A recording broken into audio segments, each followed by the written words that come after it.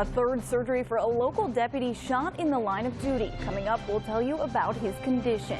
Plus, it's back to school season, and not just for the little ones. College students are heading back, and some will be paying less this year for school. Details on that coming up. Your morning report starts right now. From News 13, the morning's first news and weather together. This is your weekend morning news weather now. Good morning, and thank you for being with us this Sunday morning. I'm Caroline Rowland. Those stories are coming up, but first let's get to some weather. It'll be another hot afternoon. Jamie Martin standing by for us in the Weather Center. So Jamie, how hot are we talking today? Back into the mid-90s once again. It looks like it's going to be a scorcher this afternoon, so hopefully we'll have a couple of showers out there to cool us off just a little bit. We actually have some showers this morning right now. The battle continues. A Brevard County deputy is still fighting for his life right now. Deputy Casey Smith underwent a third surgery last night at ORMC. He is still listed in extreme critical condition, and Sheriff Wayne Ivey says that Smith's condition took a slight step backward Saturday afternoon. Now, despite that setback, Ivey says he is blown away by all the support that has been shown. Deputy Casey Smith was shot on Thursday in the line of duty. More than 200 people came out Saturday for a blood drive, hoping their blood will help with his recovery. We got an email from our Cocoa Police Chief and our Lieutenant asking us if we wanted to come in. They've actually authorized us to come down here. It's something that we certainly want to do for a fellow brother in law enforcement. Our heart goes out to him. At this point, we are still waiting on an update on his condition, and we'll continue to follow his recovery closely. We have an update now on another law enforcement officer who was injured on the job. Orlando police officer William Anderson was run over by a car in July after he tried to stop it.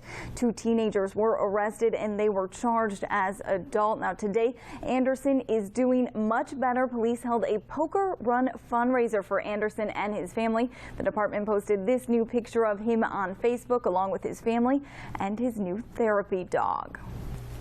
Now to Seminole County Police. They are investigating after a child was found unresponsive in a pond last night. It happened at Charleston Club Apartments on Fox Corey Lane in Sanford. Police say the pond was located within the complex. The 2-year-old was taken to the hospital and then airlifted to Winnie Palmer. No word yet on the child's condition. As many of you are aware, it's back to school season, and that means many college students are taking out loans to pay for tuition. Now, no secret that those costs have been rising for years, but how much? Now, News 13's Amanda McKenzie joins us now live in the studio. And Amanda, what kind of increase are we seeing at Florida Institution? Is there any sign of relief? Well, Caroline, the average cost for tuition in Florida across the board, whether you went to a private or public undergraduate program, was up about 3% in the 2014 to 2015 school year. It's back to school time. Orange, Volusia, Lake, and Osceola and Flagler students all head back to school tomorrow. Now tomorrow on your morning news, starting at 5, we'll have live coverage from each of those counties as your kids head to class. News 13 and mynews13.com have you covered for the start of this school year. We'll be bringing you on-air stories about what's in store this year for your students. And at mynews13.com, you'll find county-by-county resources on getting ready for that first day back. We also want to see your back-to-school photos tomorrow. Take your pictures of your little scholars and send them to us with that News 13 Plus app. Orange County deputies are stepping up patrols after about a dozen people overdosed on heroin at a condo complex off Orange Blossom Trail. At least 6 deputies searched bags and questioned drivers who tried to enter the complex Saturday. Deputies say if they stop people that don't live at the complex, they can be arrested for trespassing. And 7 people were arrested on Saturday. However, one resident says the law enforcement presence isn't going to help the deteriorating complex. The county or the city will, we would like to work with us and put that fence. Let us have control access to this problem.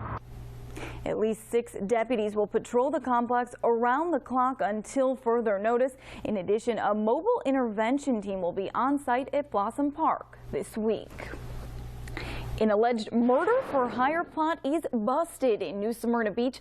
50-year-old Pamela Vannersdale is accused of hiring a hitman to kill another man. Police say Vannersdale not only hired the hitman to carry out the crime, she planned to give him the gun to do it. She was arrested and taken to the Volusia County Branch Jail and charged with conspiracy to commit murder. Now to news beyond Florida. Wildfires continue causing people to evacuate their homes in Washington. Crews are scrambling right now for resources to beat the flames. Now take a look at this video. It's the Okanagan complex of wildfires where 3 firefighters died last week. It has grown by more than 100 square miles and now covers 355 square miles. The federal government has declared an emergency and state officials have recruited volunteers to help fight the fire. About 200 active duty soldiers are helping to battle the flames, and hundreds of volunteers are preparing to dig fire lines. People living in the area are even using boots and shovels to knock down flare-ups close to their homes. Everybody's so stretched thin around here right now. I mean, it's just what we do. We go out there and we protect our own, our friends, everything. The Okanagan fires are just a fraction of what firefighters are battling in Washington state. Right now, about 390,000 acres are burning statewide. A frightening scene out of London. Onlookers watched in horror as a military jet crashed onto a busy road, killing 7 people. It happened during an air show. Witnesses say the plane tried to pull out of a loop maneuver, but it didn't work. More than a dozen people are recovering from their injuries right now. All of them, we're told, were injured on the road. Well, get ready for some lane closures if you drive in the Apopka area. Road closures begin tonight so that work can begin on the Wekiva Parkway. This will include the westbound left turn lane from Connector Road to State Road 429, as well as the eastbound through lane in the same area. These closures are allowing crews to build bridges for the first section of the parkway. Eventually, the 25-mile Wekiva Parkway will complete Central Florida's Beltway. Ride the Lynx bus. You might want to recheck the schedule today. Major changes were made to some routes with some updated schedule times. There will also be 2 new routes to the Lake Nona Medical City area. The changes go into effect today. For all the details, you can head to our website at mynews13.com. We have a special birth announcement for you. Giant panda Mei Zhang gave birth to twins yesterday at the National Zoo in Washington, D.C. Here you can see one of the cubs in this picture. Mei Zhang gave birth to the first cub around 5 in the evening. The second one was born about 5 hours later, just after 10 p.m. Now, the zoo says that the mom and cubs appear to be doing very well. Mei Zhang was artificially inseminated back in April. She has 2 other babies who were also the result of artificial insemination. Already, it's been 10 years since Hurricane Katrina first formed as a tropical depression. That devastating storm made landfall in Florida on August 25th, 2005, near the Miami-Dade Broward County border. And it went on to cause some major damage along the Gulf Coast. More on that in just a moment. Now, the hurricane made landfall in Mississippi and Louisiana August 29th. All in all, Katrina caused $108 billion in damage. It's one of the most devastating natural disasters in U.S. history. Much of the damage in New Orleans came when the levees broke following days of rain and flooding. Now, meteorologist Jamie Martin joins us now from the Weather Center. Jamie, it's been 10 years since Katrina, and right now we're following a tropical storm. Now, what's the latest on Danny? Well, the good thing is Danny is beginning to diminish just a bit. It's getting into some very hostile environment. That means it's going to be sheared up, and it should become just an open wave, an open tropical wave over the next couple of days. So. Welcome back to News 13. This month marked the 70th anniversaries for some significant events in World War II, including the Japanese surrender, and one Palm Bay woman is holding on to a piece of that history and hoping to share it with others. Paula Powells was 11 years old when her father gave her these newspapers.